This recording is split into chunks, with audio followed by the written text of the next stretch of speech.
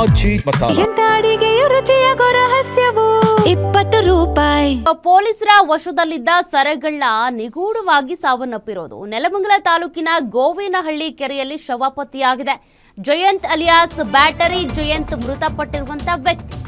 ಹಾಗಾದ್ರೆ ಪೊಲೀಸ್ ಕಸ್ಟಡಿಯಲ್ಲಿದ್ದ ವ್ಯಕ್ತಿ ಸಾವಿಗೆ ಕಾರಣವೇನು?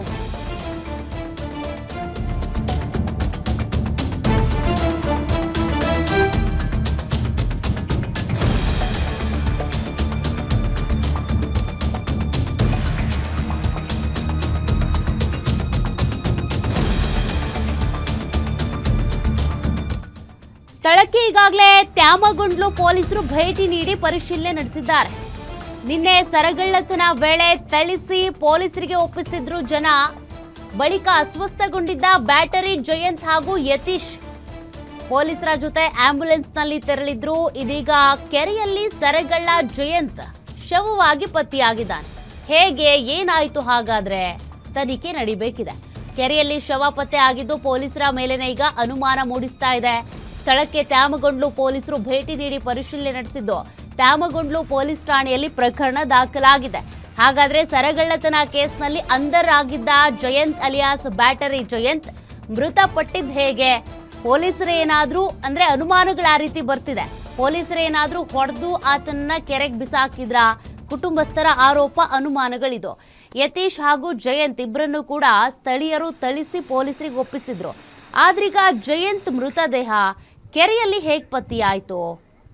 ಆತ ಏನಾದರೂ ತಪ್ಪಿಸ್ಕೊಂಡು ಹೋಗಿದ್ನಾ ಅಥವಾ ಪೊಲೀಸರು ಏನಾದರೂ ಈ ರೀತಿಯಾಗಿ ಮಾಡಿದ್ರಾ? ಹಲವಾರು ಅನುಮಾನಗಳಿಗೆ ಎಡೆ ಮಾಡಿಕೊಡ್ತಾ ಇದೆ. ತನಿಖೆಯಲ್ಲಿ ಗೊತ್ತಾಗುತ್ತೆ ಏನಾಗಿರಬಹುದು, ಆತನ ಸಾವಿಗೆ ಏನು ಕಾರಣ.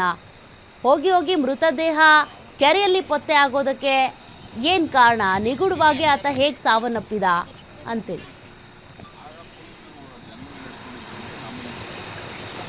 ಇದಕ್ಕೆ ಸಂಬಂಧಪಟ್ಟಂತೆ ನಮ್ಮ ಪ್ರತಿನಿಧಿ ಮೂರ್ತಿ ಒಂದು ಪ್ರತ್ಯಕ್ಷ ವರದಿ ಕೊಟ್ಟಿದ್ದಾರೆ, ನೋಡೋಣ.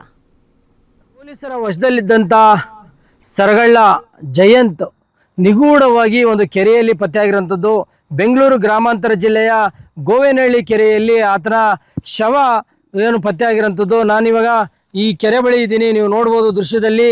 ಇದೇ ಒಂದು ಕೆರೆಯಲ್ಲಿ ಸರಗಳ್ಳ ಜಯಂತನ ಒಂದು ಮೃತದೇಹ ಪತ್ತೆಯಾಗಿರುವಂಥದ್ದು. ಹಾಗಾಗಿ ಸ್ಥಳೀಯರ ಮಾಹಿತಿ ಮೇಲೆ ಏನು ಇಲ್ಲಿ ಪೊಲೀಸರು ಬಂದು ಇವಾಗ ಮೃತದೇಹವನ್ನು ಮೇಲೆತ್ತಿರೋಂಥದ್ದು. ಆದರೆ ಸಾಕಷ್ಟು ಅನುಮಾನ ಏನು ಮೂಡ್ತಾ ಇದೆ ಅಂತಂದರೆ, ಪೊಲೀಸರ ವಶದಲ್ಲಿದ್ದಂಥ ಏನು ಸರಗಳ್ಳ ಈ ಕೆರೆಯಲ್ಲಿ ಹೇಗೆ ಬಂದ, ಅವನ ಮೃತದೇಹ ಹೇಗೆ ಬಂತು ಅನ್ನೋದು ಸಾಕಷ್ಟು ಅನುಮಾನ ಮೂಡಿಸಿರೋಂಥದ್ದು. ಹಾಗಾಗಿ ಏನು ನೆನ್ನೆ ಸಂಜೆ ಲಕ್ಷ್ಮಿ ಅನ್ನೋರು ಮಹಿಳೆ ರಸ್ತೆಯಲ್ಲಿ ಹೋಗುವಂಥ ಒಂದು ಸಂದರ್ಭದಲ್ಲಿ ಏನೋ ಸ್ಥಳೀಯರು ಎಲ್ಲ ಸೇರ್ಕೊಂಡು ಏನೋ ಆತನನ್ನು ಒಂದು ಧರ್ಮದೇಟನ್ನು ಕೊಟ್ಟು ಏನು ಪೊಲೀಸರಿಗೆ ಒಪ್ಪಿಸಿದ್ರು. ಆ ವೇಳೆ ಸಾಕಷ್ಟು ಬಳಲಿದ್ರು ಇಬ್ಬರು ಆರೋಪಿಗಳು, ಜಯಂತ್ ಹಾಗೂ ಯತೀಶ್ ಅಂತ. ಅವರನ್ನು ಆಂಬುಲೆನ್ಸ್ ಮುಖಾಂತರ ಪೊಲೀಸರು ವಶಕ್ಕೆ ಪಡೆದಿದ್ರು. ಆದರೆ ಪೊಲೀಸರು ಹೇಳೋ ಪ್ರಕಾರ ಆತ ಆಂಬುಲೆನ್ಸ್ ಮುಖಾಂತರವಾಗಿ ಆಂಬುಲೆನ್ಸಲ್ಲಿದ್ದವರು ತಪ್ಪಿಸ್ಕೊಂಡಿದ್ರು ಅಂತೇಳಿ. ಆ ತಪ್ಪಿಸ್ಕೊಂಡಿದ್ರು ಅನ್ನೋ ಒಂದು ಮಾಹಿತಿ ಬಿಟ್ಟರೆ ಬೇರೇನೂ ಇಲ್ಲ. ಮತ್ತು ಆ ಸರಗಳ್ಳನ ಜಯಂತನ ಮೃತದೇಹ ಇಲ್ಲಿ ಏನು ರಕ್ತಮಯವಾಗಿ ಬಿದ್ದಿರೋಂಥದ್ದು ಸಾಕಷ್ಟು ಅನುಮಾನಕ್ಕೆ ಕಾರಣ ಆಗಿದೆ. ಆತನೇ ಬಂದು ಆತ್ಮಹತ್ಯೆ ಮಾಡ್ಕೊಂಡ ಅಥವಾ ಪೊಲೀಸ್ನ ಒಂದು ಟಾರ್ಚರ್ ತಾಳದೆ ಬಂದು ಎಲ್ಲ ಬಿದ್ದ ಅಥವಾ ಮತ್ತೇನಾದರೂ ಆಯಾಮದಲ್ಲಿ ಆತನ ಶವ ಇಲ್ಲಿ ತೇಲ್ತಿತ್ತ ಅನ್ನೋ ಒಂದು ಇದರಲ್ಲಿ ಏನೋ ಬೆಂಗಳೂರು ಗ್ರಾಮಾಂತರ ಜಿಲ್ಲೆಯ ASP ಆದಂಥ ಲಕ್ಷ್ಮೀನಾರಾಯಣ ಅವರು ಬಂದು ಸ್ಥಳಕ್ಕೆ ಬಂದು ಮೃತದೇಹವನ್ನು ಪರಿಶೀಲನೆ ಮಾಡಿದ್ದಾರೆ. ಮತ್ತು ಈ ಒಂದು ಬಿದ್ದಂಥ ಸ್ಥಳ ತ್ಯಾಮಗೊಂಡ್ಲು ವ್ಯಾಪ್ತಿಗೆ ಬರೋದ್ರಿಂದ ತ್ಯಾಮಗೊಂಡ್ಲು ಪೊಲೀಸರು ಬಂದು ಈ ಒಂದು ಮೃತದೇಹ ಏನು ಸಿಕ್ಕಿದೆ ಇದನ್ನು UDR ಪ್ರಕರಣವಾಗಿ ದಾಖಲು ಮಾಡ್ಕೊಂಡಿದ್ದಾರೆ.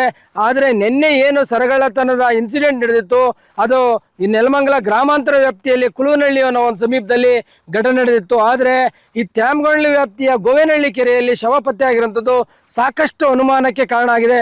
ಹಾಗಾಗಿ ಬೆಂಗಳೂರು ಗ್ರಾಮಾಂತರ ಜಿಲ್ಲೆಯ SP ಚಂದ್ರಕಾಂತ್ ಅವರು ಏನೋ ಒಂದು ಮಾರ್ಗದರ್ಶನದ ಮೇಲೆ ಅಡಿಷನಲ್ SP ಲಕ್ಷ್ಮೀನಾರಾಯಣ ಅವರ ತಂಡವನ್ನು ರಚನೆ ಮಾಡಿ ಏನು ಮೃತದೇಹ ಇತ್ತು ಅದನ್ನು ಕೆರೆಯಿಂದ ಸಾರ್ವಜನಿಕರ ಸಹಾಯದಿಂದ ಮೇಲೆ ಎತ್ತಿ ಈಗ ಒಂದು ಮೃತದೇಹವನ್ನು ಬೆಂಗಳೂರಿನ ವಿಕ್ಟೋರಿಯಾ ಆಸ್ಪತ್ರೆಗೆ ಮರಣೋತ್ತರ ಪರೀಕ್ಷೆಗಾಗಿ ಸಾಗಿಸಲಾಗಿದೆ.